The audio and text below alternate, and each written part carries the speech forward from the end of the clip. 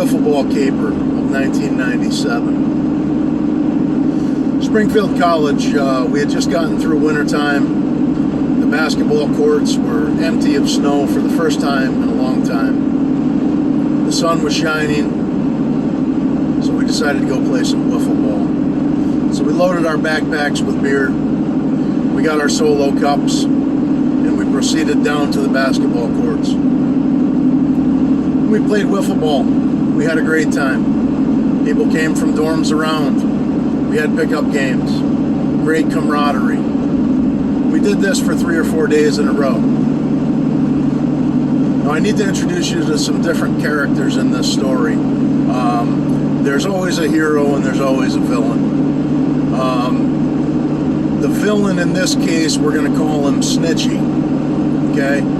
And what Snitchy decided to take it upon himself to do was to let the campus police know that we were all out there drinking. Now, most of us were 21 years old. You know, we're off campus. We're on campus, but we're not driving anywhere. We're just having a good time. So you have Snitchy. Now, there's always a villain, and there's always a good guy. And the good guy in this story, we'll call him Old Man. So Old Man was privy to the meeting that they had amongst themselves that were basically going to set us up to all get in trouble. So we get done playing wiffle ball. We all go up to our dorm rooms. We're, you know, hanging out, doing our homework, whatever have you. And Old Man calls me down to his room. And Old Man says to me, he says, "Johns, I'm not supposed to say anything, but I don't think it's right. When you guys go out there and play wiffle ball tomorrow, the cops are going to come and you guys are all going to get arrested." I was a little upset. We were just playing wiffle ball, hanging out, young kids. And he said to me, "Please don't do anything." And I said, "Old Man, you got my word." He said, "Johns, I'm serious, don't do anything." I said, "Don't worry about a thing, old man." So the next day came, and word had spread around that we were all going to get in trouble if we had gone out there. So I watched buddy after buddy slump down and out, that we couldn't go play wiffle ball. So I thought to myself, how are we going to fix this?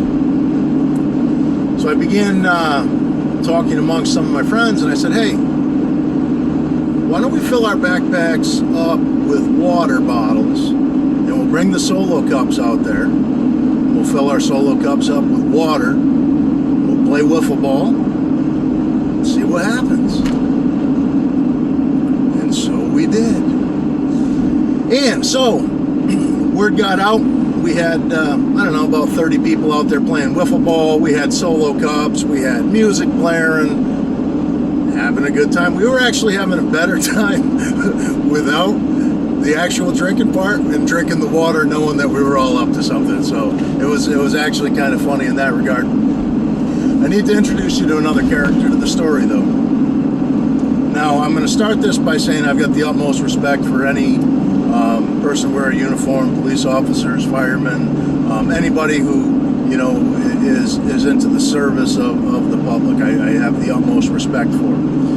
That being said, it doesn't matter if you're a lawyer or a doctor or a police officer or a teacher or a janitor or whatever it is. There's a certain characteristic trait that throws you into a broader category that makes whatever you do sort of irrelevant. And that is a bully. If you're a bully, it doesn't matter what else you do. I don't care for bullies very much. So I'm going to, this character, his name, we'll call him Sergeant Tough Guy Wits. So And I had previous experience with this particular guy because I worked with the campus police as a student guard. You know, you walk people at night and stuff like that and make sure they get wherever they're going safely. So I had known this guy, and I had heard you know, him bragging about certain things that he had done. He was known for, you know, putting a boot kind of partially on a car to kind of tempt somebody to come out and say, hey, this isn't attached, let's take this boot off and throw it in the woods. And then this guy would jump out and, haha, no, I got you for this and this. So, you know, that's the guy that I just so you have a picture of. Very, very proud of himself. You know, you would think he was 20 feet tall, and just very, very proud guy. So we're out there, music blasting, water's going down like, well, water, and all of a sudden 3 squad cars pull up. They surround the court. This one sergeant gets out of his car, and he had the biggest grin on his face because he had us. We was busted. So one of my friends was there with the water, and he had kind of had a little smirk on his face, and he's sipping his Solo cup. I think he even put his finger out, took another sip. Sergeant walks up to him, snarls at him. What's in the cup, boy?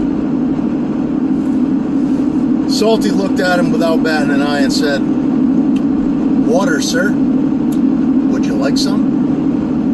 Well, at that, the officer snatched the Solo cup out of Salty's hands, looks down at the Solo cup, and his grin, well, it disappeared. And it turned to pure anger, pure anger. And he took that Solo cup and slammed it down on the ground. Gets on the radio, these wise-ass kids out here, they're all drinking water. So with that, he peels off across the basketball court, never to be seen again. So with that, we walked up to the rooms.